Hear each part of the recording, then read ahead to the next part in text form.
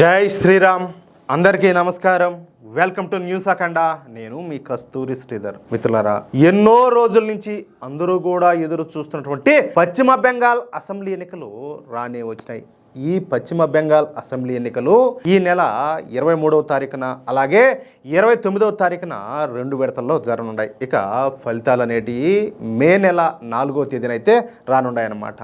పశ్చిమ బెంగాల్లో మొత్తంగా 294 అసెంబ్లీ నియోజకవర్గాలు ఉన్నాయి. ఇప్పటికే పశ్చిమ బెంగాల్లో 15 సంవత్సరాల నుంచి అభినవ స్వర్పణక అయినటువంటి మమతా బేగం ప్రభుత్వం అధికారంలో ఉంటా వస్తుంది. ఈసారి ఎలాగైనా సరే ఈ మమతా బేగంను పశ్చిమ బెంగాల్ నుంచి పారదోలాలన్న దృఢ సంకల్పంతో భారతీయ జనతా పార్టీ బలంగా ఎన్నికల ప్రచారాన్ని అయితే నిర్వహిస్తుంది. ఈసారి ఈ పోటీ అనేది పూర్తిగా తృణమూల కాంగ్రెస్కు అలాగే భారతీయ జనతా పార్టీకు మధ్యనే జరుగుతుంది. ఇక కమ్యూనిస్టు పార్టీలు, కాంగ్రెస్ పార్టీలు ఇవి ఉన్నప్పటికీ కూడా అవి కేవలం నామమాత్రంగానే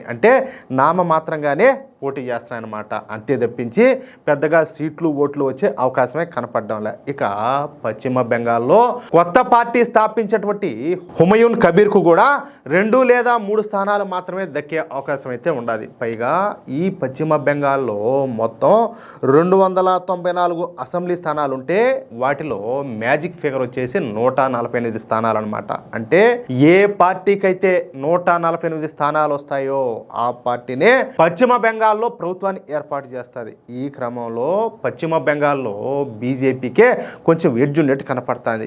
ఈ మ్యాజిక్ ఫిగర్ 148 స్థానాలు అయితే బీజేపీకి 154 స్థానాలు వచ్చే అవకాశం ఉన్నట్టు కనపడుతుంది. ఒకవేళ ఏదైనా జరగరానిది జరిగితే మళ్ళీ పశ్చిమ బెంగాల్లో ఈ అభినవ స్వర్పణకైనటువంటి మమతా బేగం ప్రభుత్వం ఏర్పడే అవకాశం ఉందన్నమాట.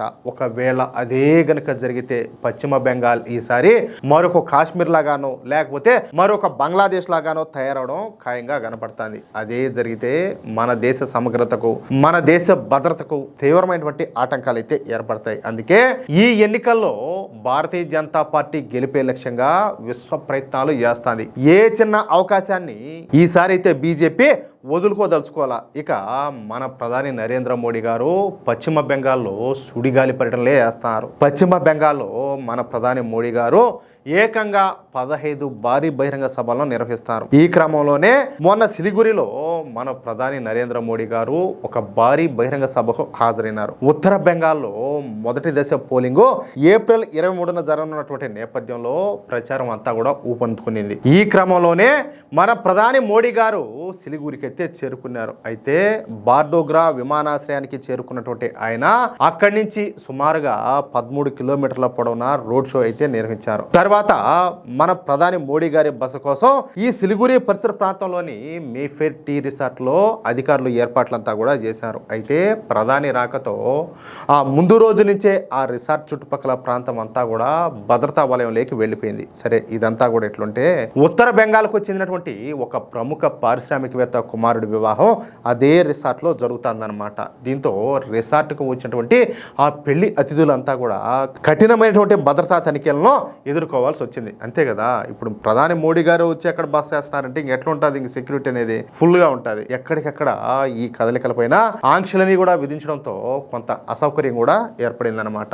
ఈ పరిస్థితిని గమనించినటువంటి మన ప్రధాని మోడీ గారు ఆ మరుసటి రోజు ఉదయం కవాకాలీలో జరిగేటటువంటి బహిరంగ సభకు బయలుదేరే ముందు ఒక వినూత్న నిర్ణయం అయితే తీసుకున్నారు. సాధారణంగా ఎస్పీజీ ప్రోటోకాల్ ప్రకారం ప్రధాని ఒంటరిగా ప్రజల్లోకి వెళ్ళడం అరుదనమాట, చాలా రేరు. అయినప్పటికీ ఆయన ఆ నియమాన్ని కాస్త పక్కన పెట్టి నేరుగా పెళ్లి జరుగుతున్న ప్రాంగణానికి పోయినారు.